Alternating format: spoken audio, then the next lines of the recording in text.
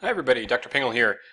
We are going to talk about making canopy height models or digital canopy models and using them to calculate the average height of a polygon that represents the perimeter of a building and then visualizing that in ArcScene.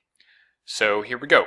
To start with, I've got a couple of layers loaded here. I've got the Blacksburg 1 meter DTM. So this is a composite of 6 different tiles downloaded from Vigen and then stitched together using Mosaic to new raster. And then on top is the DSM that we originally made in Cloud Compare, and then attached the metadata, attached a coordinate system to using defined projection to make sure that these two are co-registered in the same space. Now, visualizing this, you can see that the bottom of this goes to 2003. This goes from 2005 to 2158, 2256. What I want to do is just color these so that they look the same. That's not critical for doing this work, but it is going to improve the visualization. So we're going to do import symbology. Let's see. Apply symbology from layer. There we go. So our input layer is going to be, this is the layer that we're coloring. So we're going to color this one based on the 3-foot DSM. This one has the wider spread, so this is the one we want to use. So we'll just hit run. I'm not so interested that this is just a pretty simple black to white coloring scheme. That doesn't really matter to me too much. But what I do care about is that they're in the same space.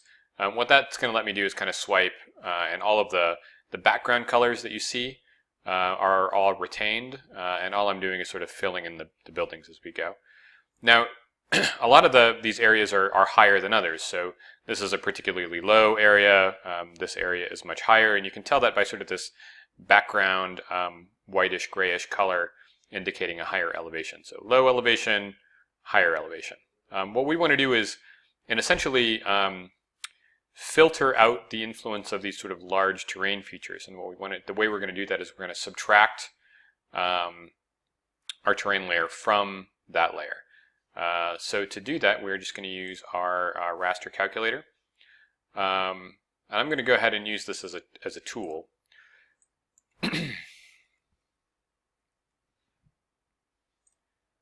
All right, so this is our higher layer, right? This is what's on top. The top of the building is the tallest thing. So we're going to use that as our first piece here.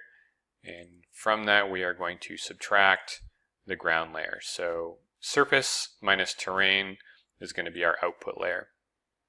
And we'll just save that to a terrain layer. So we'll just call this digital canopy Blacksburg digital canopy model .tiff. Now you may be aware or paying attention to the fact that these are actually in 2 different resolutions. So these rasters actually don't perfectly align. The DTM is a 1 meter DTM. The DSM is a 3-foot DSM. And so the grid points, if we zoomed in far enough, you would see that these grid points don't align, even though they sort of seem like they do at this scale. That's okay. One of the nice things about raster calculator is that it's kind of designed to handle those. If you really want to be quite precise in terms of how you do this, you can really make sure that they're in the same coordinate system, and that's not so hard to do. But this works just fine for now. What I want to do is import the same coloring system as we had before.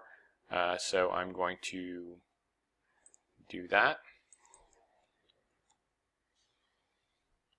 So we're going to do apply symbology from layer. Actually, I'm sorry, I don't want to do that. These two are in wildly different elevations, right? So this one goes from about 2,000 feet to about 2250. This one goes from 216 to this very, very low value, and that's probably more or less an error happening kind of on the margin. So that's nothing really to worry about. Okay, so this is our layer, and essentially what we have here, if we query and interact with this, we can essentially query how far is that feature or pixel above the ground. So how far is that pixel above the ground? That is about 80 feet above the ground. What about this one? 50 feet. So these numbers seem pretty plausible. This is the library where the cafe is, 76 feet. They seem plausible. They seem reasonable. So the next thing that we want to do, so this is our digital canopy model, and what we want to do is use that to calculate the heights of some buildings. So one of the layers that will be provided for the lab is this one. So vtbuildings.shape. I'm going to bring this in. So this is just a collection of a few of the building outlines. I didn't get them all. This was actually exported from OpenStreetMap. So OpenStreetMap is sort of like a Wikipedia page for digital geographic information. It has highways, it has buildings, paths, trails, water fountains, you name it. A lot of that data is in there. And we'll be covering that in a separate topic, so I'm not going to go into it here, but I do have tutorial videos, and I'll post the links to those if you're interested. In any case, we have these building outlines, and so what we'd like to do is figure out how tall is this building. Now, one of the things we have to keep in mind is that these buildings aren't just rectangles, right? There usually is a relatively complex roof structure. Some of these are more complicated than others. So as long as we sort of acknowledge that this is a pretty good simplification, then we're on the right track. If you can imagine just sort of like a stereotypical house with sort of a peaked roof, it's not a flat roof. The roof goes up. So imagining this way is a bit of a simplification, but we're gonna go ahead with this for now. So what we want to use as a tool. So we are going to use a tool called Zonal Statistics. So zonal statistics are a really handy way of essentially calculating some value for this polygon based on a raster layer underneath. And you can actually do the same thing comparing rasters. So a classic example is like a land cover raster could be used, and you could say, tell me what the average elevation is for land cover type 5, and it would look all that stuff up and report it back to you. We're going to use zonal statistics, but we're going to actually use zonal statistics as a table. The reason for that is that we're going to end up joining this information back to our original data, and so the table is the right way to do that. So our input features are going to be the buildings. The zone ID, which is how we're going to keep track of these things, is just going to be an ID field. The input value raster says what rasters do you want to use to calculate these statistics. So I want to use the DCM, these normalized ground heights right here. And then our output table is going to be where this is going to go. And I'm just going to stick this into a temp file for now.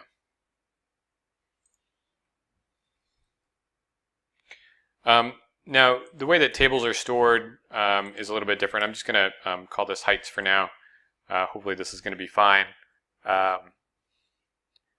If the extension is dbf, it's going to store it in a dbase format. So let's just go ahead and do that. This is the same type of data that's used in shapefiles. The statistics type, we can actually calculate a lot of these: mean, maximum, range, and so on. All I really want is the mean. I want the average height for that polygon. So we'll hit run, and we'll get a table that we can take a look at over here. So if we open that table up,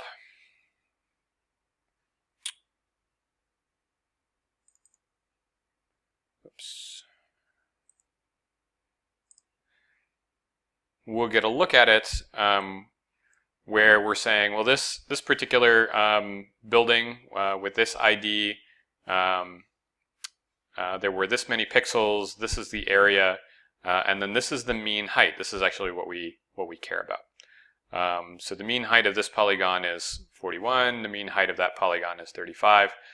This is all well and good. This is in a table, but it might be really nice to attach that to this data. So we're just going to join this stuff back up again. So we're going to add a join.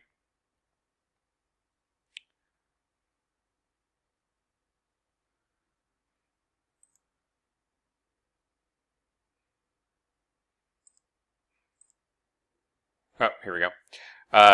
So we're going to use VT buildings. Our input join field is going to be ID. We're going to join it to the heights table, and we're going to use ID again as the join field. So we hit OK, and we're joining this stuff up. That's all done. We can look at the attribute table. And then now within this data set, not only do we have all of the stuff, the name, the operator, all of the stuff that came with our data set, we have also calculated the zone count, the area, and the mean. So the mean is what we care about. So now that this is done, we can export this stuff back out again. So this is a way to kind of lock in the joined data. So I'm going to save this to the temp directory.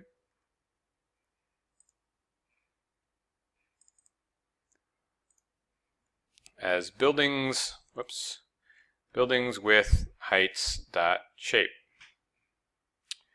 And we hit run.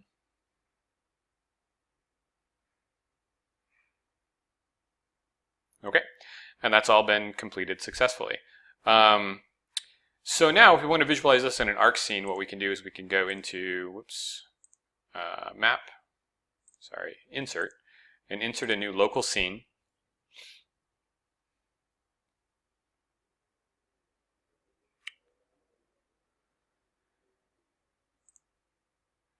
And we're just going to add that data that we just exported back in here. So this is our buildings with heights.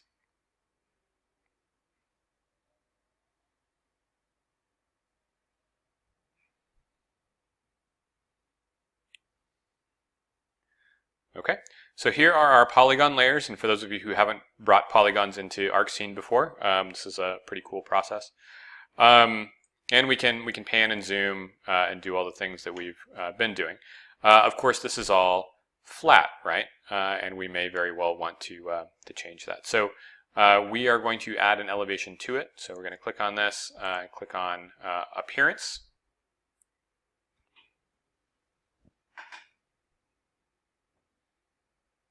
And if we click on the type field right here, we get our choice of how we want to do this. And we're just going to use base height here. So extrusion has added each vertex of the feature's base. We're going to extrude this up. Actually, we want to use max height, excuse me. Extrusion is added to the feature's maximum Z value. So we're going to add this in here.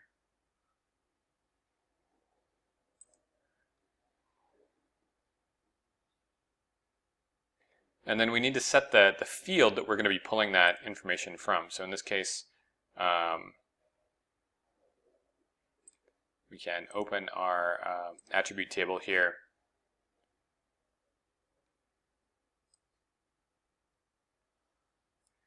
And essentially this, you'll see that some of these things got inputted a little bit strangely. So this is the zone, the number of pixels in the area. What we want is this, ME, I think was mean elevation, so 41 feet, 35 feet, and so on. So when we come up here, height ME is what we want.